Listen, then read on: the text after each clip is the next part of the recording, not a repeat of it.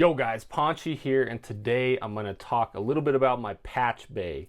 Now I've had a few requests to talk about this and specifically how I use it with my Big 6 by SSL. So this is my patch bay. This is actually a secondary one that I use that luckily I didn't have too much plugged into it, so I was able to pull it out to be able to show you guys for right now. But so the cool thing about a patch bay, one, it really makes it so you're not wearing out your connectors on your whatever it may be, your interface, your Big 6, anything like that.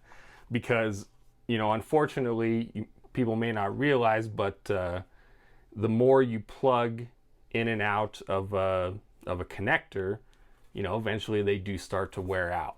So especially with something like the Big 6, anything really, unless you're just using like a cheaper interface or something all the time, then you probably don't have to worry about it as much. You can always just replace it. But the Big 6, I'd rather not have to send that in for servicing in the future. So that's one reason I use the patch bay. But probably the biggest reason that I use it is as just kind of you can look at it as maybe an extension cord, kind of like a snake. A snake is essentially a bunch of cables wrapped into one cable, and then you have a bunch of connections at the end of it, so that way you can use it as a way to not have to plug things in directly into the mixer. You can use it as like an extension cord. But also the biggest thing about it is not just as an extension cord, it also serves as a way to route different things to different places. And that's probably the most important part about a patch bay. So theoretically here, I'll show you in a sec because I kind of want to show you guys so you can see exactly how I'm using it. But theoretically, I have all of my synths plugged into my patch bay. So, and then with the Big 6, the Big 6 is my interface right now for my studio. And so the Big 6 only has 16 inputs. So, and then of course, depending on what interface you have, I also have the Apollo X4. That thing technically only has 4 inputs, 4 preamps, 4 inputs. So it really served my purpose when I had just the X4, the Apollo X4, because being as I only had 4 inputs, but I have all these synths that you can see behind me and my Electron gear and stuff, the patch bay is great because everything is plugged into the patch bay, and then, well, it's plugged into the back of the patch bay, and then on the front of the patch bay, I can use really small patch cables to route the synths into the interface. So rather than have to go behind my interface, unplug whatever I had plugged in before, and then grab the cable from the synth and go back behind it again and plug that in, rather than do that, I can do it all from the front of the patch bay. So let me show you, I'm going to pull up a chart here for you, and this is taken from the actual manual of the particular patch bay that I have hooked up right now, which is an art, not a sponsored post, not a sponsored video. This one in particular is a Samson, which both of them are great. But I'll pull up this chart right here, and it shows different ways, different situations that you can route the patch bay. So essentially the one that I'm using the most is basically just D. So the convention is that you route, like say your synths, you route those into the top, as you can see on the chart there. And then so you route your synth into the rear, and then it comes out the front. And then on the front is where you can use your patch cables to come out of the top, which is where your synth would be, and then route it to any one of these on the bottom, which the convention is that the bottoms are essentially inputs.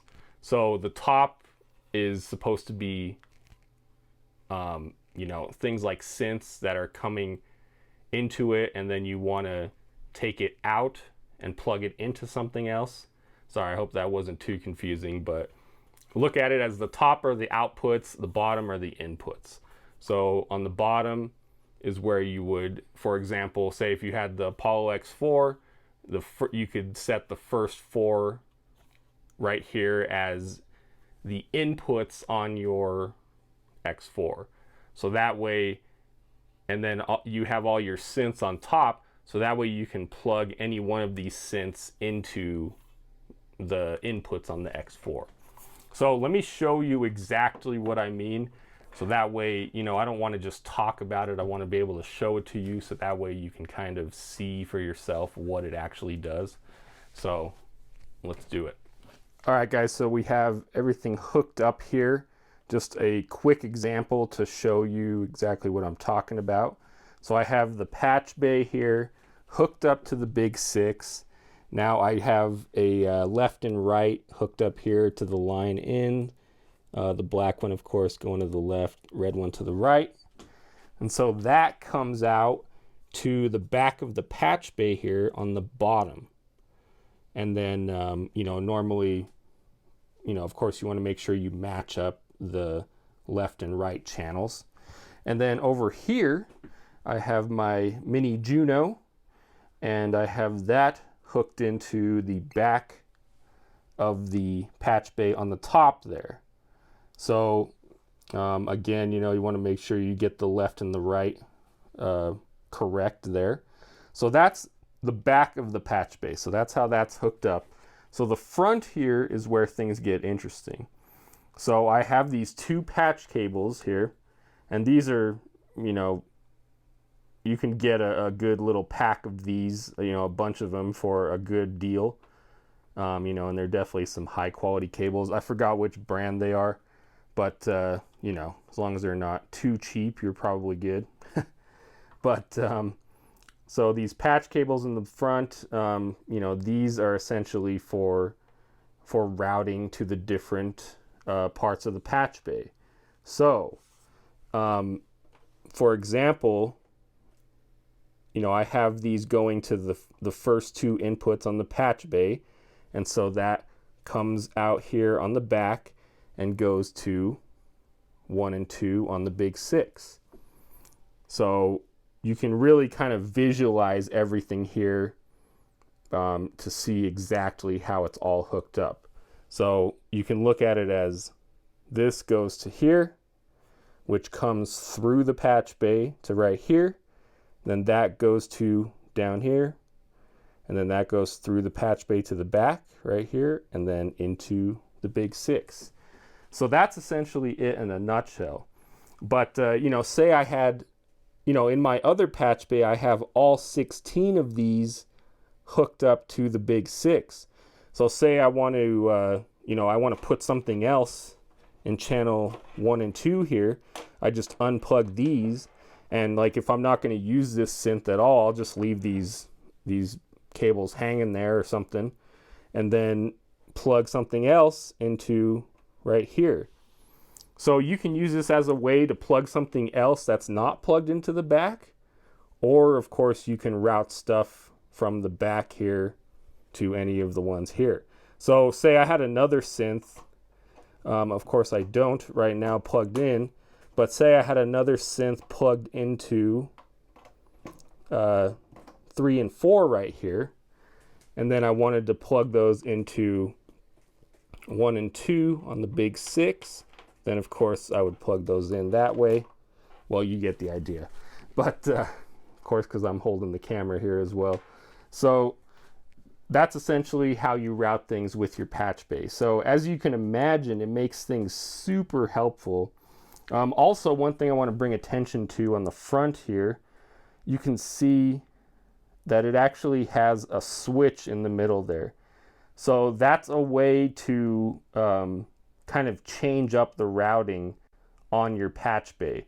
I don't particularly utilize that. The biggest thing about that is if you utilize the other routings, like one of the main differences is that whatever you put in, whatever you put in the back here, not only will it come out of the front too, but it'll also route downwards into the back. So then you can essentially split it coming out the front, and then it'll also come out the back. So that's one thing. Obviously that's a little more advanced. I personally don't use that, but that is something you can do. So if that interests you, yet another reason to get a patch bay. On the front here, it also has its own diagrams, or on the top, but yeah, very similar to the one that I showed you. All right, so a couple things I was thinking about as I was filming this. There are definitely some things you got to consider when it comes to a patch bay. So I mentioned a snake earlier. A snake essentially comes with a long cable, which is a bunch of little cables wrapped up inside of it. So if you think about a patch bay, it doesn't come with any kind of cables. So that is one thing I guess you could say is a downside to having a patch bay. You, in a sense, kind of need to have twice the cables you would use normally. So ever since I got a patch bay, I've bought more cables than I've ever bought in my life. But it's still worth it, in my opinion, because of just the convenience, you know.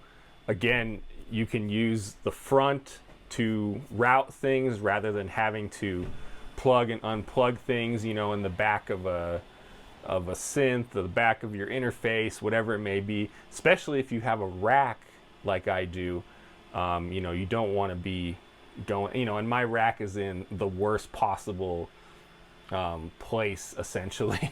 So it's really hard to go back behind there and have to plug and unplug things all the time. So, you know, that's one thing to consider definitely, is the fact that you will have to buy more cables. On the subject of snakes though, you can essentially buy snakes to use with your patch bay and your interface. So normally a snake has, you know, it's not just the cable, but it comes with a little box at the end where you can plug things into it. Again, kind of like a patch bay, but you can also just buy the snake cable by itself, which is infinitely useful for the patch bay, because you know, that way it's just a bunch of cables wrapped up into one, and it ultimately will save some space. The other thing I want to mention is that, of course, you know, most interfaces, Big 6 included, they have XLR inputs. So what do you do in that situation? You know, the patch bay that I showed you is just a 1/4 inch TRS patch bay. So yes, indeed, they do make XLR patch bays as well. They don't quite have the same routing capabilities as the patch bay that I showed you, but you know, in fact, I haven't even ever searched for those kinds of patch bays. You know, they might have them out there. I'm not entirely certain. If they do, feel free to leave a comment down below. But you know, personally, I've never really had to end up using one of those. So more so than the patch bay that I showed you, the XLR patch bay essentially functions as more of an extension cord than a routing unit, essentially. So again, you need, you know, twice as many cables for an XLR one. In fact, I'll put a picture on the screen of my patch bays here in a sec, so that way you can kind of see exactly what mine looks like, at least. But yeah, so those were the two things I wanted to mention as I was editing. That's pretty much it.